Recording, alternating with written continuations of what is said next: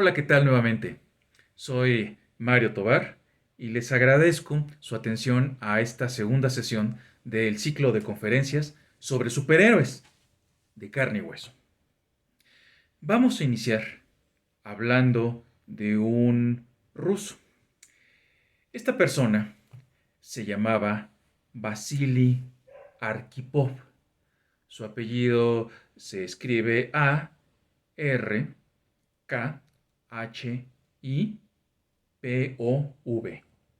Arkhipov. Cuando falleció Vasily Arkhipov en 1998, se le tributaron los honores propios de su rango.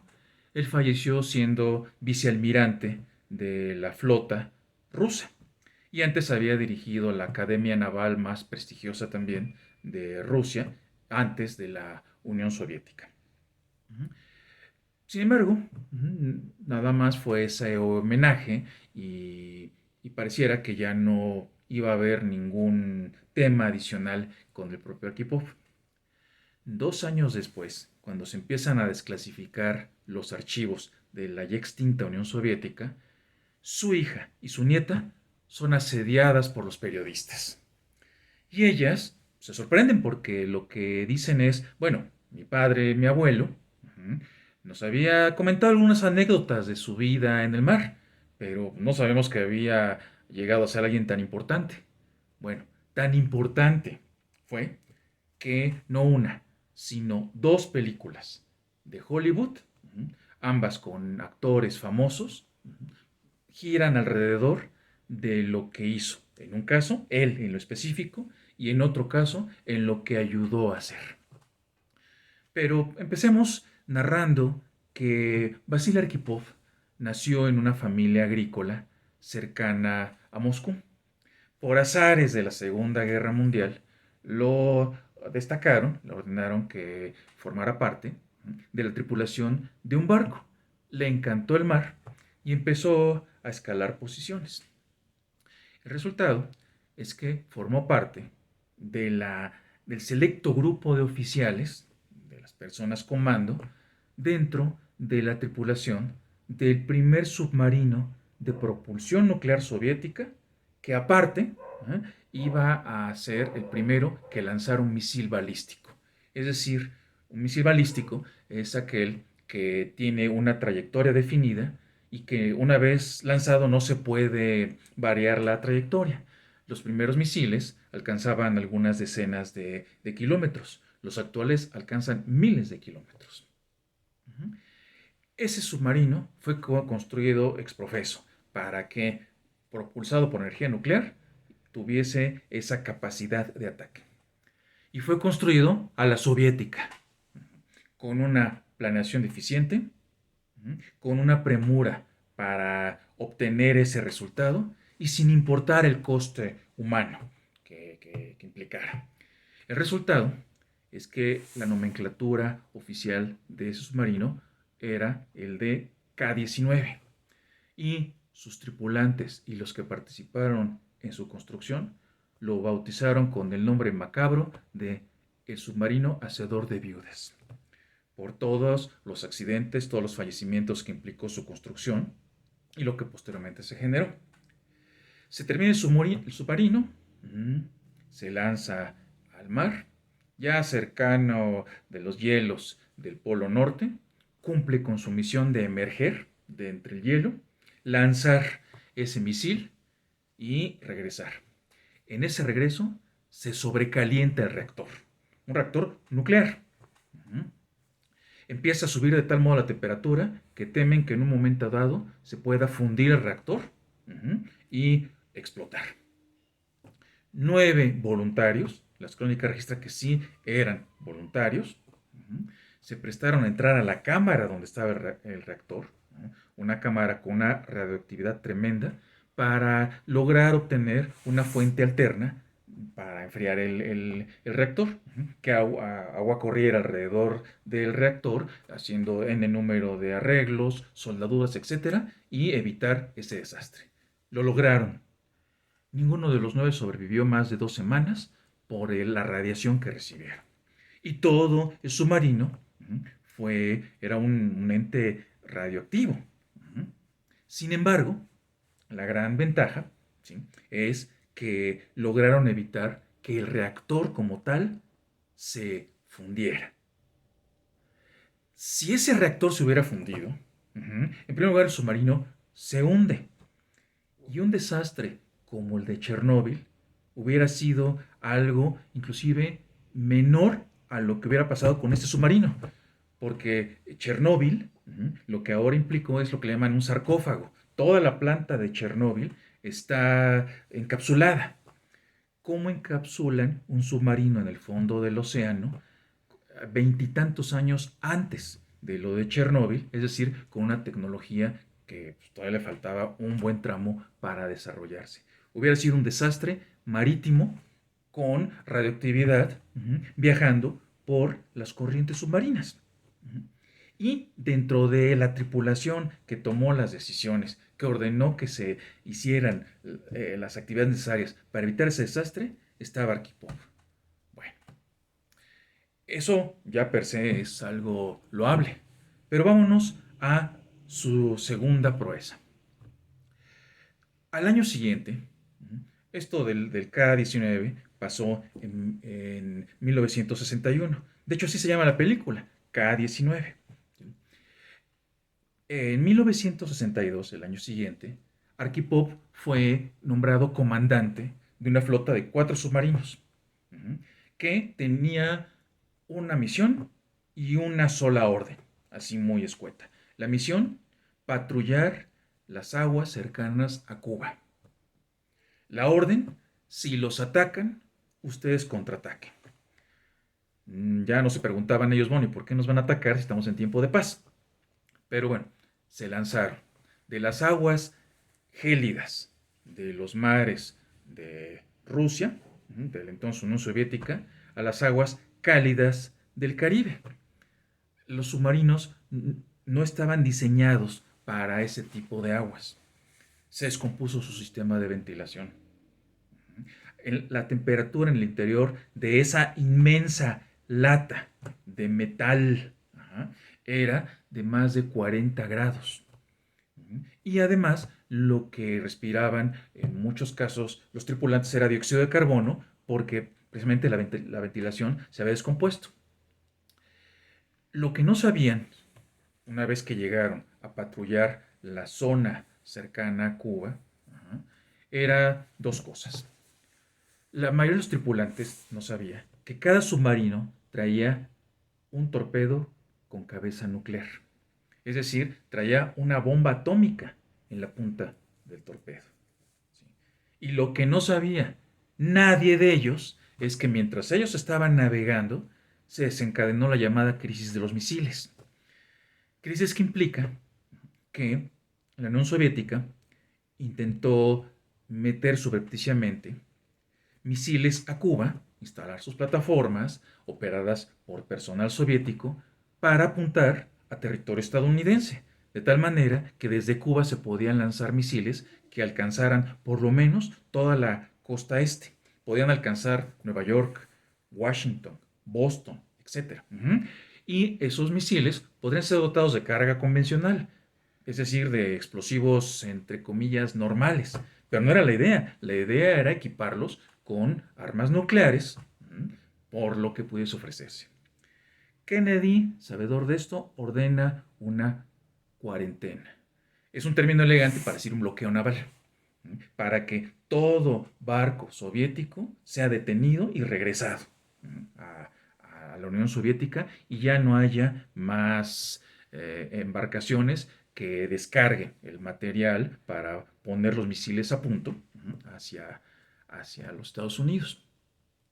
Eso no lo saben los tripulantes y tampoco sabían que una advertencia muy clara que hizo la US Navy, la Armada de los Estados Unidos, es: submarino que entre a la zona de cuarentena, submarino que lo vamos a obligar a emerger. No lo vamos a hundir porque no estamos en guerra.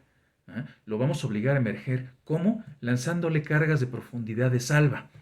¿Qué diferencia entre una carga de profundidad normal y una de salva? La carga de profundidad de salva tiene una cantidad mínima de explosivos. simplemente para hacer el ruido necesario para advertir que el submarino debe de emerger. Ujú. Una carga de profundidad normal trae todo el explosivo que si explota esa carga cerca del submarino, el submarino lo destruye o le provoca daños de tal naturaleza que lo hunde. El resultado es que llegan a la zona de exclusión estos submarinos y se ven rodeados de barcos de guerra estadounidenses que empiezan a lanzarles esas advertencias. Con toda la tensión derivada del dióxido de carbono, del calor, lanzando las advertencias y para colmo de males, por las maniobras evasivas que hacía el submarino sin tener contacto con el alto mando soviético, lo primero que piensa el capitán es, estamos en guerra. Por lo tanto, hay que disparar el torpedo, porque vio que lo que tenía al alcance no solo eran barcos de tamaño medio, sino que tenía un portaaviones en la zona cercana de alcance del torpedo. El capitán dice que se dispara el torpedo. El comisario político dice que se dispara el torpedo. Todo submarino en la Unión Soviética llevaba al capitán y a un denominado comisario político, que no era un hombre de mar, era un miembro, un funcionario del Partido Comunista de la Unión Soviética, que lo que se encargaba era de vigilar que ahí en el submarino se cumpliera con lo que la ideología imponía para que todo marchara sobre ruedas conforme a esa ideología. Y los dos tenían la autoridad para que, poniéndose de acuerdo, lanzar el torpedo. La gran ventaja es que en ese submarino iba Vasily Arkhipov, que como era el comandante de los cuatro, también se necesitaba su autorización para lanzar el torpedo. Bueno, el capitán dice, lo lanzamos, el comisario dice, lo lanzamos, y Vasily Arkhipov dice, no lanzamos nada. Fueron 4 horas de estira y afloja. 4 horas donde el submarino intentando esquivar a los barcos de guerra estadounidenses, y los barcos lanzándole cargas para obligarlo a emerger. Y 4 horas donde desesperados intentando el comisario y el capitán obligar a Arkhipov a que dijera que sí. Y nuestro buen Vasily Arkhipov, literalmente Vasily no vaciló y dijo no, no se lanza el torpedo. Resultado, al final, el submarino tuvo que emerger. Y la sorpresa que se llevan los soviéticos es que ellos pensaban que al estar en guerra, como pasa en época de guerra, tienen que evacuar el submarino, los contrarios lo hunden y la tripulación es prisionera de guerra. No, aquí simplemente lo que le dijeron los estadounidenses, le mandaron las señales a los soviéticos ya que habían emergido, devuélvanse, regrésense a la Unión Soviética. Entonces se quedan, entonces no estamos en guerra. No, no estaban en guerra. ¿Qué hubiera pasado si se lanza ese torpedo? Ese torpedo, como lo platicamos, no tenía una carga convencional, tenía una carga una carga nuclear, una carga atómica.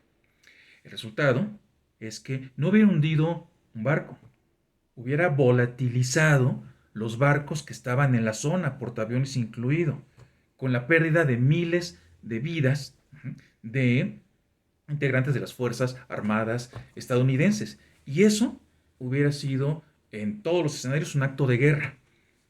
La respuesta a Estados Unidos, como se llegó a decir en algún reportaje de la Guerra del Golfo, hubiera sido nuclear. Y estaríamos en un escenario muy, muy factible de un intercambio nuclear entre las superpotencias de la época, con todas las consecuencias que eso podía señalarse. Entre ellas, difícilmente hoy podríamos pensar en estar transmitiendo como lo estamos haciendo. Realmente mínimo, decenas de millones de personas hubieran perdido la vida. En 1978, en la película de Superman, al final, nuestro superhéroe ficticio lidia con los efectos de la explosión de una bomba atómica. Nuestro superhéroe de carne y hueso evitó la explosión de decenas y centenares de bombas atómicas. Por eso está en esta galería de superhéroes. Y vámonos a los siguientes. En este caso estamos hablando de dos. Yad Vashem es el instituto oficial israelí dedicado a preservar la memoria del genocidio judío que se cometió en la Alemania nazi. Yad Vashem administra los museos del Holocausto. Y en el Museo del Holocausto de Jerusalén existe una avenida denominada la Avenida de los Justos entre las Naciones y un parque donde están los árboles de los justos entre las naciones.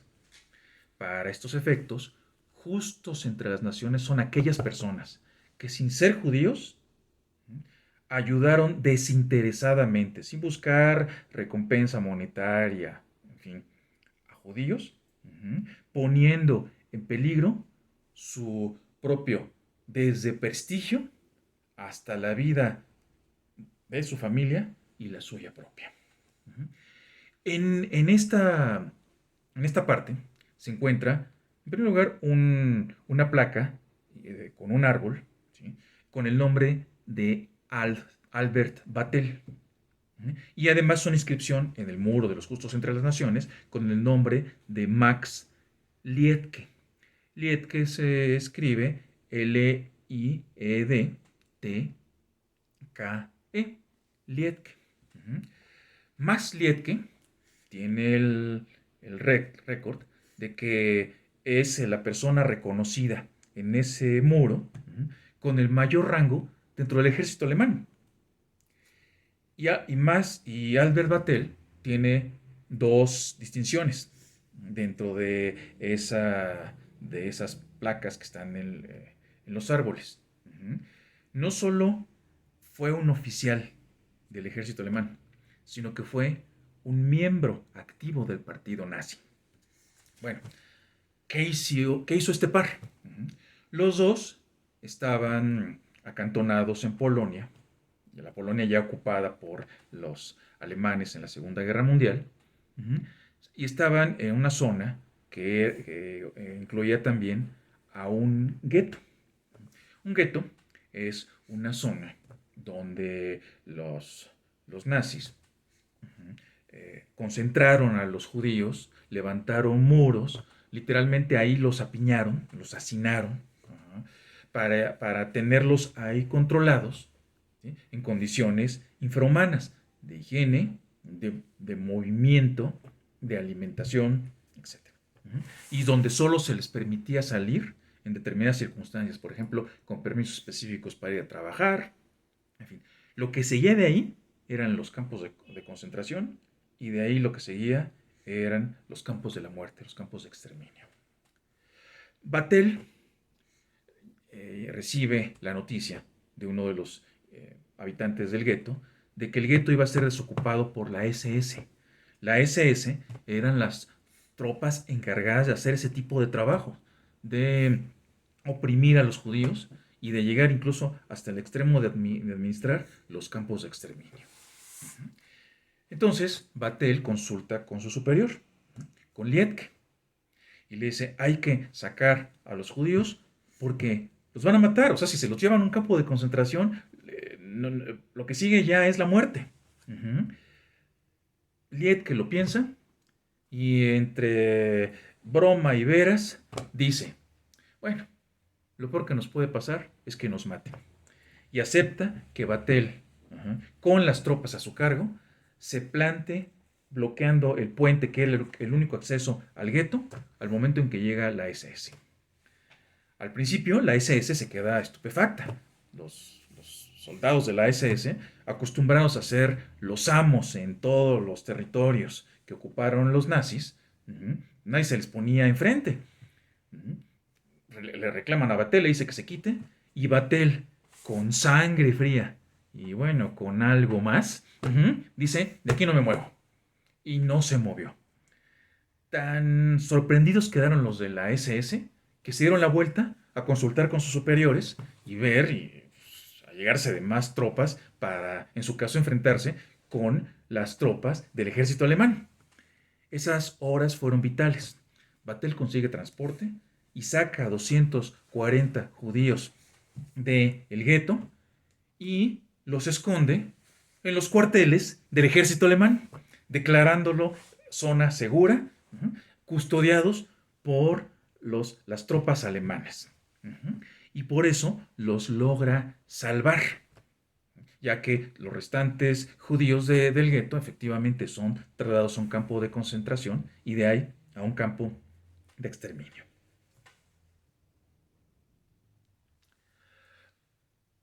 Termina la guerra. Y aquí no hubo final feliz para ambos. Batel, en la vida civil, era abogado.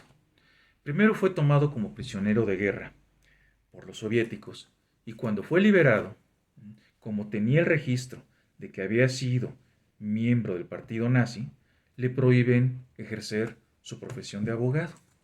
Batel nunca fue antisemita, digo, no solo lo demostró en este hecho, sino que ya había sufrido dos investigaciones en la época de la Alemania nazi por dos inmensos pecados.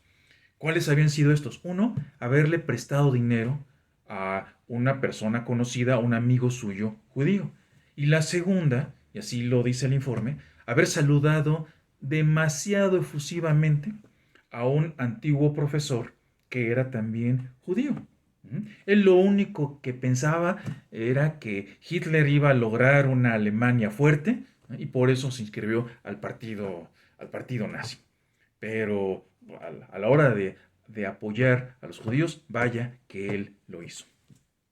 Y Liedtke, su jefe, él también fue tomado como prisionero de guerra por los soviéticos y murió en un campo de concentración, en un campo destinado a los prisioneros de guerra.